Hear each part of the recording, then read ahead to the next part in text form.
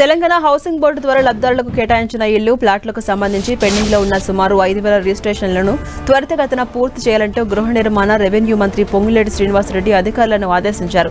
ఇందుకు సంబంధించి అమల్లో ఉన్నటువంటి నిబంధనలు, లబ్ధిదారులు చెల్లించిన అసలు మొత్తాలు, వడ్డీలు, ప్రస్తుత మార్కెట్ ధరలు వంటి అంశాలను పరిగణలోకి తీసుకుని ప్రక్రియను పూర్తి చేయాలంటూ సూచించారు. గృహ నిర్మాణ శాఖ 99 రోజుల కార్యాచరణ ప్రణాళికపై మంత్రి పొంగులేటి సమీక్ష సమావేశం నిర్వహించారు. ఈ నేపథ్యంలో అధికారులు ఇచ్చిన డీటెయిల్స్ ప్రకారం కొంతమంది లబ్ధిదారులు అసలు మొత్తాన్ని మాత్రమే చెల్లించగా మరికొందరు వడ్డీతో సహా చెల్లించినట్టుగా తెలిపారు. కొందరు పూర్తి బకాయిలను చెల్లించినప్పటికీ ఇప్పటికీ దాదాపు 5,000 రిజిస్ట్రేషన్లు పెండింగ్ లో ఉన్నాయని వెల్లడించారు. ఈ సందర్భంగా రిజిస్ట్రేషన్ ప్రక్రియను సులభతరం చేసేందుకు ప్రత్యేక ఆన్లైన్ పోర్టల్ను మంత్రి ప్రారంభించారు.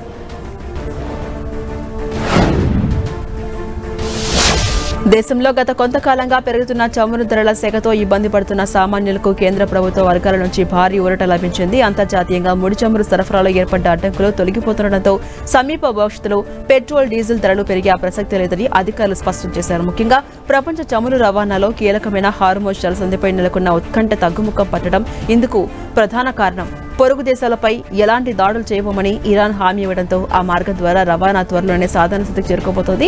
ఇది భారత ఇంధన మార్కెట్లో స్థిరత్వాన్ని తీసుకురావడమే కాకుండా సామాన్యుడిపై అదనపు భారం పడకుండా కాపాడబోతుంది.